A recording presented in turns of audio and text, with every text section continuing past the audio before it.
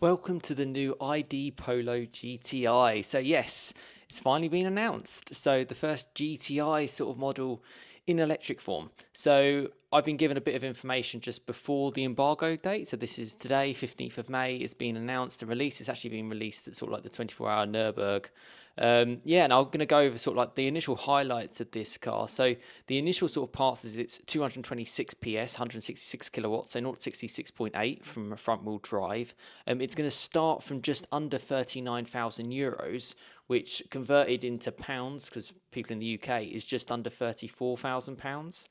It has a range of 424 kilometers, which is about 263 miles. That's kind of like the highlights, and that comes from the 52 kilowatt battery essentially. And it weighs just over sort of like 1,540 kilograms. And as you can see on film, that is what it looks like. That car is in Tornado Red, one of quite a few cool colours. They've even got like Oyster Silver Metallic back, which is nice.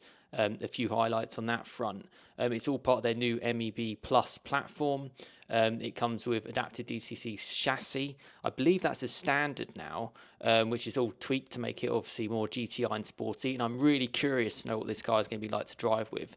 It's going to compete with the likes of, say, like the Alpine A290 GTS, I think. This car has 19-inch wheels, which is pretty big for a Polo. It's got the IQ LED matrix lights. I'm sure there's going to be sort of plenty of options to kind of come from it.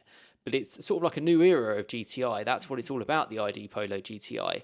I did see sort of like a concept before a few years ago, but now it's going to come into production. It's going to start in Germany in the autumn. In terms of it going on sale, I'm not too sure about like the rest of the world, but obviously this is it starting.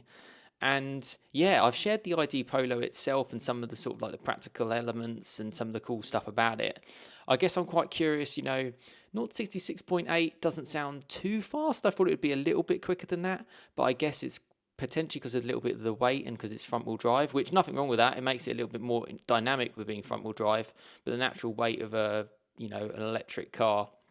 So I'm interested to know how it drives. It's got 290 newton meters of torque, so I'd imagine actually sort of in gear, don't even know if it has gears, it can kind of shift. With the sports suspension, so it's designed to be more sporty essentially, which is understandable from a GTI, but yet usable. That's the whole part of it. They talk about a quick charging, 10 to 80% in 24 minutes.